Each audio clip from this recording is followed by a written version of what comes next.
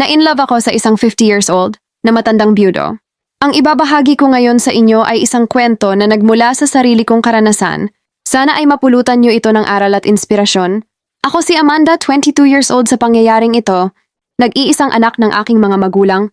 Simple lang ang buhay namin. Pero kita ko sa aking mga magulang ang pagmamahal sa isa't isa at hindi basta-basta sumusuko sa hamon ng buhay. Parehas may trabaho ang mga magulang ko.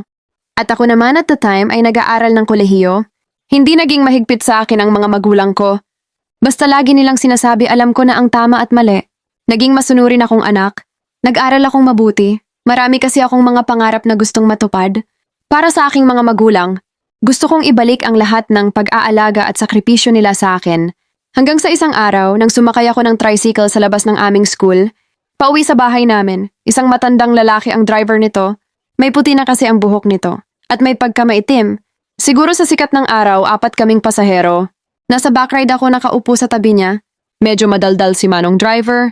At may pagkabolero din. Natatawa talaga ako sa mga jokes niya. Nakikita ko sa kanya ang papa ko. Kasi pag walang pasok si papa, nako, super joking talaga nun. Dito nagsimula ang aming love story ni Manong driver. Sa tuwing uuwi ako ng bahay ay palagi na niya akong inaabangan sa labas ng school namin.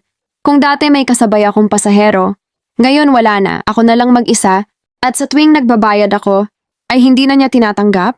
Special daw ako kaya wala na akong bayad. Hindi malinaw sa akin ang lahat. Dahil nga akala ko ay parang anak lang ang turing niya sa akin at ama ang turing ko sa kanya. Pero habang tumatagal, parang iba na ang aking nararamdaman. Kahit naman matanda na si Manong, labas pa rin ang pagkamatikas at gwapo nito. Kahit pa may puti na ito sa buhok. Minsan niyaya niya akong kumain sa labas. Sabi ko okay lang basta libre. Sabay tawa pa niya at libre naman daw talaga dahil siya ang nag-aya.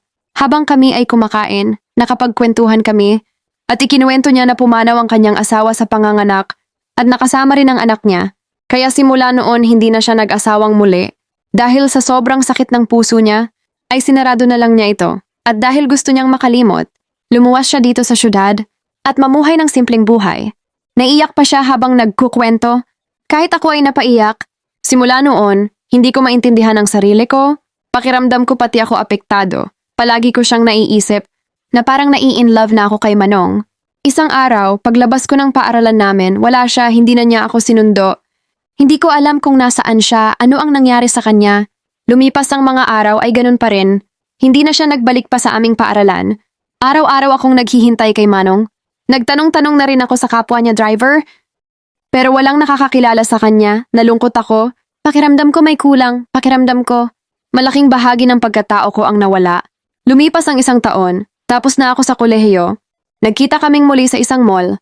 Kumakain siyang mag-isa at magkasama kami sa table. May naramdaman akong galit or sama ng loob. Nagkausap kami, sabi niya matanda na siya at hindi tama na ma-fall in love siya sa akin. Kaya umiwas siya para sa ikabubuti ko. Pero sinabi ko na rin ang nararamdaman ko. Sinabi ko na ginulo niya ang isip ko. Ang buhay ko dahil mahal ko na siya. Nagtagpo ang aming mga mata. Hinawakan niya ang aking mga kamay. Sinabi niya na huwag, hindi ka aya-aya. Pero sinabi ko na wala akong pakialam. Kaya kong patunayan na mahal ko siya. Noong araw na yon, pumasok kami sa bawal na pinto. At doon ay ibinigay ko ang buong lakas ko. Grabe si Manong, matikas pa rin palaban. Manghihina ka talaga, lasang ulit. Pinagpatuloy namin ni Manong ang aming relasyon. Hindi ko masabi sa aking mga magulang. Alam ko na magagalit sila sa akin. Kaya nang ako ay nakapagtrabaho, mas pinili ko sa malayo. At sinabi ko na uupa na lang ako ng maliit na kwarto.